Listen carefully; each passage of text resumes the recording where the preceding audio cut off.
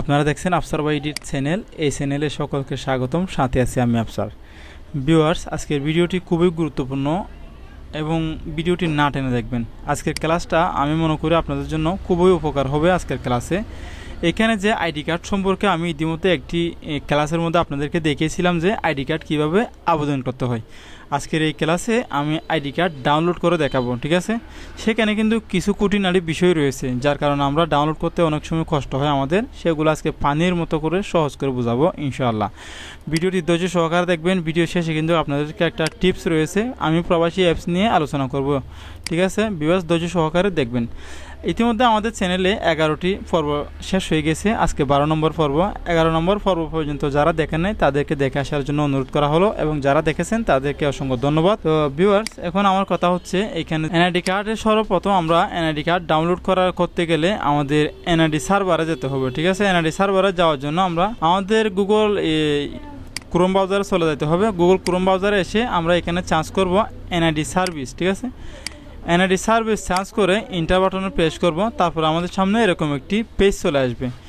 সর্বপ্রথম যে পেজটা রয়েছে সেখানে আমরা ক্লিক করব। ক্লিক করে আমাদের সামনে একটু অপেক্ষা করে নির্বাচন অফিসের নির্বাচন ভবনটা আমাদের সামনে এইভাবে দেখাবে। সেখানে দেখতে পাচ্ছেন রেজিস্টার করুন এবং আবেদন করুন, দুটো অপশন রয়েছে, ঠিক আছে। এখানে দেখতে পাচ্ছেন রেজিস্টার করুন। রেজিস্টার করুনে ক্লিক করলাম, যেহেতু আমি এনআইডি কার্ড ডাউনলোড করব। তো ডাউনলোড করার ক্ষেত্রে কিছু বিষয় রয়েছে, যে বিষয়গুলো হচ্ছে আপনার কাছে আসা যে কাস্টমারগুলো থাকবে সেই কাস্টমার হয়তো আপনার কাছে এনআইডি নাম্বার নিয়ে আসতে পারে, অথবা এনআইডি স্লিপ নাম্বার নিয়ে আসতে পারে, ঠিক আছে।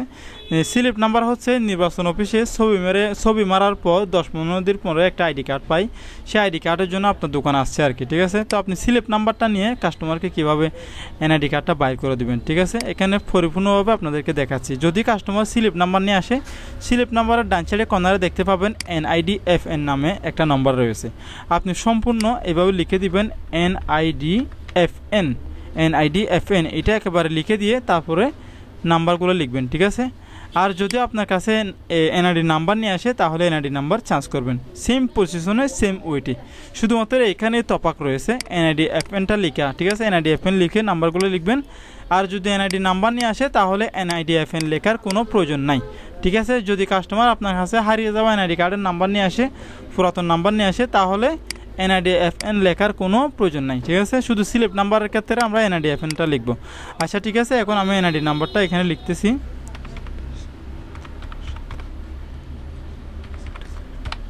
আচ্ছা, এনআইডি নাম্বারটা লিখলাম। তারপর আমি ডেট অফ বার্থটা লিখব। তারপর আমি এখান থেকে ক্যাপচাটা মিলিয়ে দেব। ক্যাপচার মধ্যে কিন্তু কিছু অপশন রয়েছে। যদি ক্যাপচাটা ক্যাপিটাল লেটার হয় তাহলে ক্যাপিটাল লেটার লিখবেন, যদি স্মল লেটার হয় তাহলে স্মল লেটারে আপনি লিখে দিবেন, ঠিক আছে। লেখার পর সাবমিট বাটনে ক্লিক করবেন। তারপর আপনার সামনে এখানে একটি ইন্টারফেস শো করবে। এখানে আপনি ডান সাইডে দেখতে পাচ্ছেন বাহল করুনে ক্লিক করবেন। বাহল বাটনে ক্লিক করার পর আপনাদের সামনে বর্তমান ঠিকানা এবং অস্থায়ী ঠিকানা, এটা আপনারা এখান থেকে ঠিকানাটা করে দিবেন, ঠিক আছে। আমি এখানে ঠিকানাটা করে দিচ্ছি, মিলিয়ে দিচ্ছি আর কি।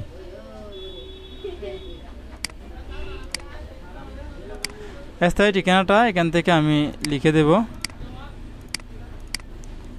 আচ্ছা, বর্তমান ঠিকানা এবং স্থায়ী ঠিকানা লেখার পর পরবর্তী অপশনে ক্লিক করব। পরবর্তী অপশনে ক্লিক করার পরে কিছুক্ষণ অপেক্ষা করবেন। অপেক্ষা করার পর আমাদের সামনে পেজটা শো করবে। দেখতে পাচ্ছেন এখানে মোবাইল নাম্বার। তো কাস্টমারের হাতে থাকা যে মোবাইল নাম্বার, অথবা কাস্টমার এখানে একটা মোবাইল নাম্বার দিয়েছে ইতিমধ্যে, এই নাম্বার একটা ওটিপি যাবে। যদি কাস্টমারের হাতে এই নাম্বারটা না থাকে তাহলে ডান সাইডে দেখতে পাচ্ছেন মোবাইল নাম্বার পরিবর্তন।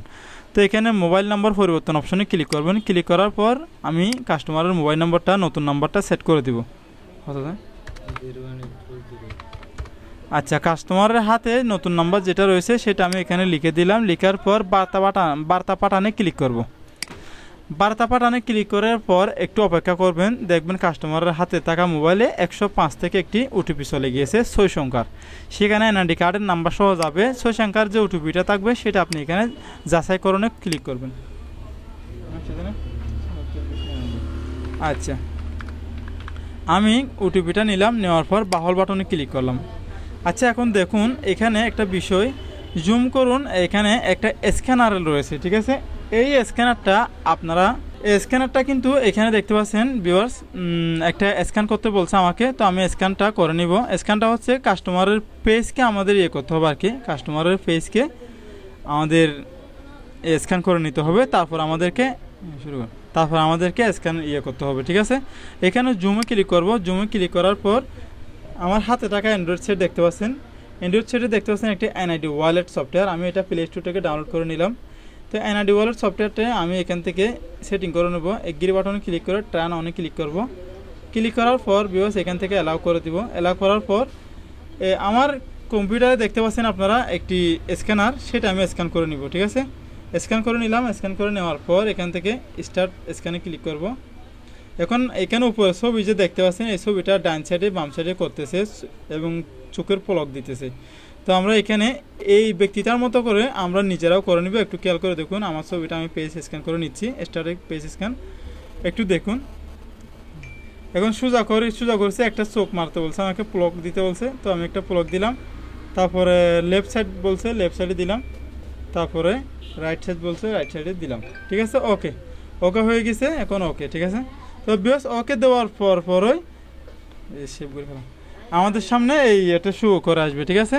আমাদের সামনে আমাদের আইডি কার্ডের লকটা খুলে আমাদেরকে আইডি কার্ডটা দিয়ে দিবে। দেখুন আমাদের এখানে সেট পাসওয়ার্ড লেখা আছে এবং আমার নামটা মোহাম্মদ আফসার উদ্দিন চলে আসলো। এবং এখানে যদি পাসওয়ার্ড সেট করতে চান তাহলে সেট পাসওয়ার্ডে দিবেন, আর যদি আপনি পাসওয়ার্ড সেট করতে না চান তাহলে এড়িয়ে যাবেন। আপনি কোনো সময় কাস্টমারের আইডি কার্ডকে পাসওয়ার্ড সেট করবেন না, ঠিক আছে।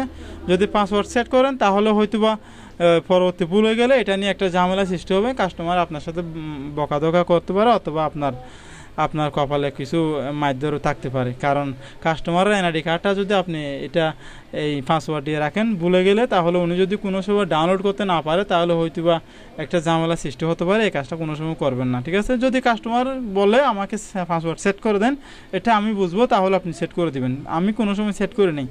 এই যে দেখুন এড়িয়ে যান বাটনে ক্লিক করবেন। এড়িয়ে যাওয়ার বাটনে আমি ক্লিক করলাম। ক্লিক করার পর এখানে অলরেডি দেখতে পাচ্ছেন প্রোফাইলে আমার এনআইডি নাম্বারটা দেখাচ্ছে ডান সাইডে। তারপরে নিচে দেখতে পাচ্ছেন স্মার্ট কার্ড স্ট্যাটাস, আমি স্মার্ট কার্ডটা পেয়েছি, সেই জন্য এখানে স্মার্ট কার্ড স্ট্যাটাস দেখাচ্ছে। এবং এখান থেকে আমি ডাউনলোড করুন, এখানে ডাউনলোড দেখুন জাতীয় পরিচয়পত্র ডাউনলোড করুন, এখানে ক্লিক করব, ঠিক আছে।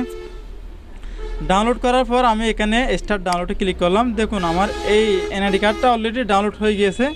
আমি এখন যেখানে ডাউনলোড হয়ে গেছে সেখানে গিয়ে দেখব। আচ্ছা, আমি ডাউনলোড অপশনে এখানে চলে আসলাম। এখানে আসার পর এই যে দেখুন এখান থেকে এনআইডি কার্ডটা ডাউনলোডে আমি চলে আসলাম। আসার পর আমার এনআইডি কার্ডটা ওপেন করতেছি পিডিএফে। তো কাস্টমারকে আপনি চাইলে এটা এখান থেকে প্রিন্টও করে দিতে পারবেন এবং কাস্টমারের মোবাইলেও আপনি পিডিএফটা পাঠাতে পারেন। তো প্রিন্ট করার জন্য বেশ কিছু অপশন রয়েছে, সেগুলো আপনাদেরকে দেখিয়েছি। এই যে দেখুন আমার এনআইডি কার্ডটা ডাউনলোড হয়ে গিয়েছে। এখন আমি এখান থেকে প্রিন্ট অপশনে চলে আসলাম। প্রিন্ট করে দেবে একেবারে কাস্টমারকে, কীভাবে প্রিন্ট করতে হয় সেটাও একেবারে দেখে নিন। প্রিন্ট অপশনে আসার পর একটু ওয়েট করবেন, প্রিন্ট অপশন আপনাদের সামনে শো করবে। আচ্ছা ঠিক আছে, আমার সামনে অলরেডি প্রিন্টার অপশনটা শো হয়ে গিয়েছে। এখানে আমার যে প্রিন্টার রয়েছে সেই প্রিন্টারটা আমি সিলেক্ট করলাম। সিলেক্ট করার পর এখান থেকে যে কাস্টম, ঠিক আছে, কাস্টম স্কেল রয়েছে, এখানে দেখুন প্রপার্টিসে এসে আপনাদের চাইলে এটা 100 দেওয়ার দরকার নেই, 100-এ রাখতে পারেন, কোনো সমস্যা নেই। আমি 101 দিয়ে করি আর কি। তারপর এখান থেকে আপনি প্লেন পেপারে গিয়ে এপশন মিড দিয়ে দিবেন, অথবা ফটো পেপার দিবেন, ঠিক আছে। ফটো পেপার, আমি এটা ফটো পেপারে প্রিন্ট করব। আমার এখানে এপশনের প্রিন্টার যেহেতু, আমি এপশন মিড দিয়ে তারপরে এখান থেকে স্ট্যান্ডার্ড করে ওকে দেব। আর যদি আপনার কাছে 80 গ্রাম অথবা 100 গ্রাম পেপার থাকে তাহলে আপনি প্লেন পেপার দিয়ে এটা প্রিন্ট করে দিতে পারেন, কোনো সমস্যা নেই। তারপরে লেবেটিং করে দিবেন আর কি, ওকে। তো ভিডিওটি কেমন লাগছে জানাবেন। ভিডিওটা অনেক লম্বা হয়ে গেছে। পরিশেষে আমার এই ছোট্ট চ্যানেলটি সাবস্ক্রাইব করবেন। তো আপনাদেরকে আমি বলছিলাম আমি প্রবাসী সফটওয়্যার নিয়ে ভিডিও শেষে দেখাবো।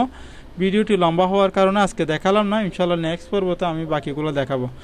পরিশেষে ছোট্ট চ্যানেলটি সাবস্ক্রাইব করবেন এবং পাশে থাকা বেল আইকনটি ক্লিক করে আমাদের চ্যানেলের সাথে থাকবেন। আসসালামু আলাইকুম ওয়া রাহমাতুল্লাহ।